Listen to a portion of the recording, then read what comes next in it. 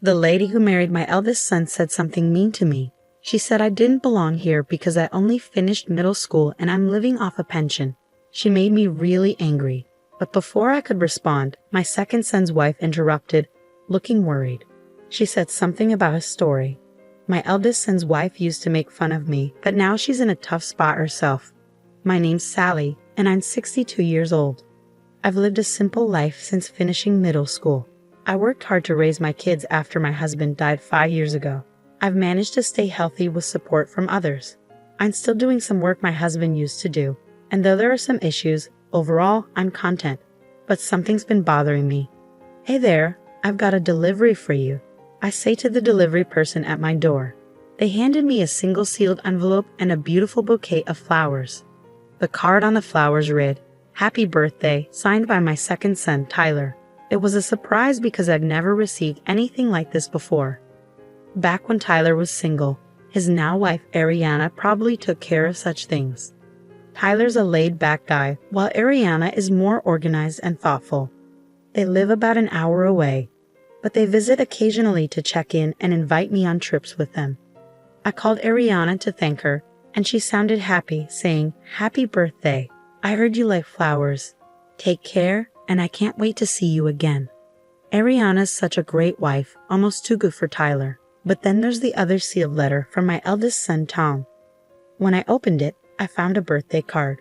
Tom, who got married before Tyler, isn't the type to do something like this on his own.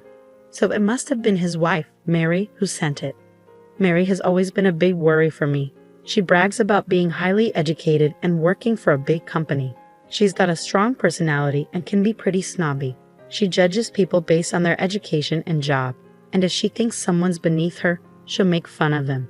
Since I only finished junior high school and have been working all my life, she looks down on me. I knew she didn't respect me from the start, but over time, she's become even more arrogant.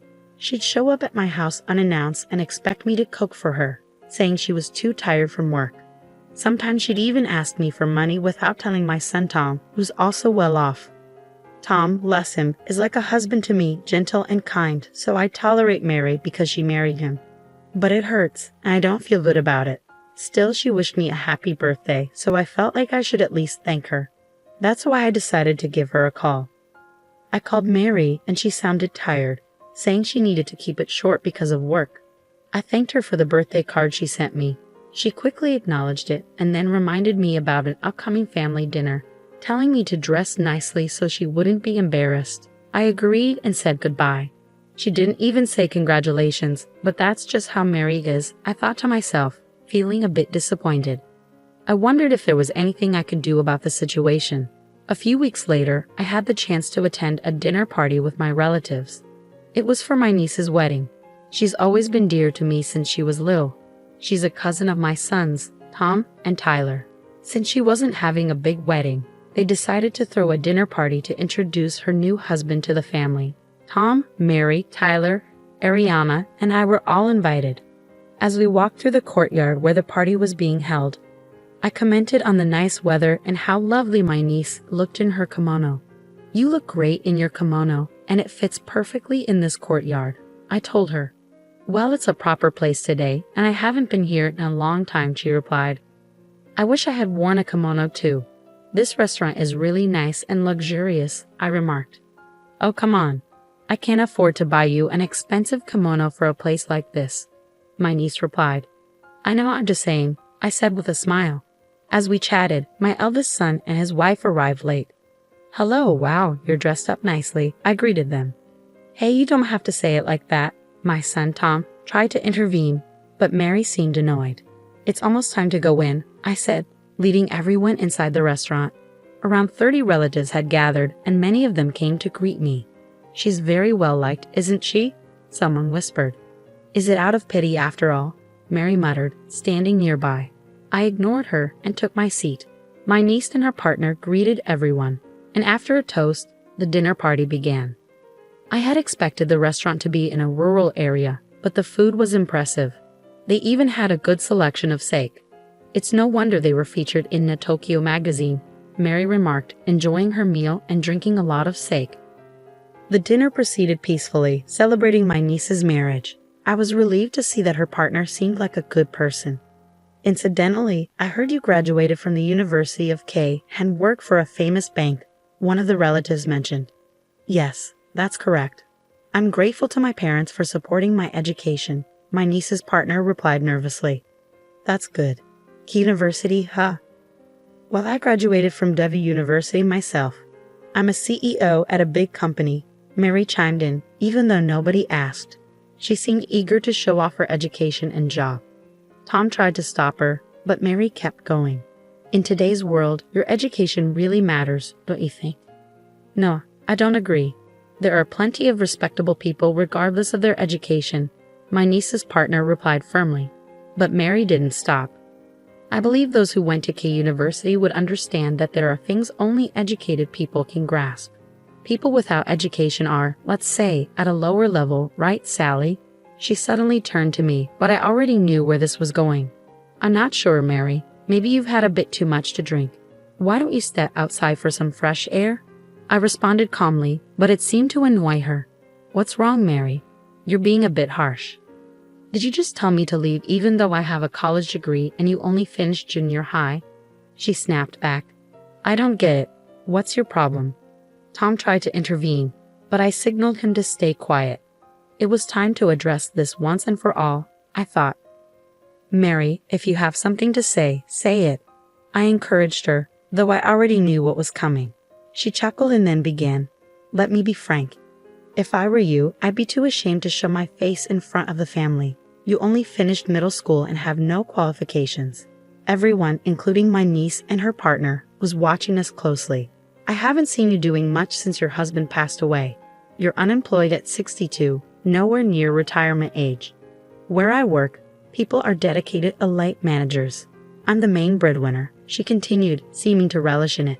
You didn't even go to high school, let alone a good one. You're in this situation because you lack qualifications. Isn't that pathetic? I definitely wouldn't want to end up like you, Aunt, though I don't have to worry since I work for a big company, she added, her words causing even the waitstaff to pause and listen. Then she dropped a bombshell. Someone like you, who only finished middle school, doesn't belong here. It's embarrassing. You're just a poor person living off a pension. I don't want anything to do with you, so why don't you leave? Mary's words pushed me over the edge. I had been trying to tolerate her arrogance, but I couldn't hold back my anger anymore. My nose twitched and I fought back tears. I wanted to tell her to just shut up and listen, but before I could, Ariana, looking pale, interjected. Mary seemed confused as Ariana spoke. The relatives had various reactions. Some were bitter, some angry, some looked down on Mary. Tom looked downcast. What's going on? Mary demanded. Ariana, trembling, explained, Sally owns this restaurant. There was a moment of silence, then Mary laughed dismissively. Don't be ridiculous. What are you talking about? She scoffed. The manager and employees rushed to me. Boss, are you okay? She's amazing. She's helped me so much. Do you know what you're saying? The manager yelled at Mary. She turned to Tom, bewildered. Tom, what's happening? Wait, what they're saying is true, Mary exclaimed. Yeah, they're right. Dad and Mom started this restaurant, and Mom took over after Dad passed away. But she wasn't able to manage it alone, so now she lets someone else run it under her name. She really is the owner, Tom explained. Why didn't you tell me this before? If I knew, I wouldn't have said those things about the restaurant or the property. I wanted to leave my mom alone, especially since she was depressed after Dad died. And when you found out about her education, you looked down on her and lost interest, Mary admitted. What? How could someone who only finished junior high run such a fancy restaurant? The business must be failing, and the house is old. They really are poor, Tyler chimed in, addressing Mary's ongoing complaints. Actually, he continued, Mom likes to keep things simple, and the house is full of memories of Dad. She owns a condo near the station and other properties she and Dad bought together. Honestly, I think she earns more than you do. What? This is ridiculous. You're just a middle school graduate. Stop talking, Mary retorted angrily. Suddenly, a calm voice broke through the tension. It was a man who looked around my age, dressed sharply in a suit. What's going on here? He asked calmly. Who are you to butt in? Mary snapped. Guess, he replied calmly. Mary's face turned pale. No, it can't be. I'm the executive director, he revealed. The man was my husband's cousin, holding a high position in Mary's company. I had no clue that one of Mary's relatives was causing trouble at her company. Frankly, Mary, your reputation there isn't great. I've heard you're overly critical of other employees and treat them differently based on their education levels. It's causing significant problems on projects, the executive director revealed, leaving Mary looking as if she might faint. I'll look into this case, and I'll ensure my report against you is thoroughly examined. You might face demotion or even termination, he added. Mary looked like she was about to plead for mercy, but Tom stopped her, saying, Enough, Mary. This wouldn't have happened if you'd been honest from the start. Do something about it. Mary, with a face burning red, turned on Tom. Fine, let's get a divorce then. You're always causing problems, even at such an important event, and now you're affecting work too. I can't be with you after the way you spoke to my mother, who worked so hard to raise us, Tom responded calmly. As I broke into tears, Tyler held me and Ariana comforted me. Mary, feeling distressed, insisted, I won't accept divorce or demotion. This is ridiculous. The executive director intervened quietly. You need to leave now. I agree. This is an important occasion for us, and my aunt is a significant person. We don't want it spoiled. Please just go, my niece spoke firmly, watching the scene unfold. Mary was in disbelief and left the room with the employee, stunned by the turn of events. Tom apologized to everyone for his wife's behavior, bowing deeply.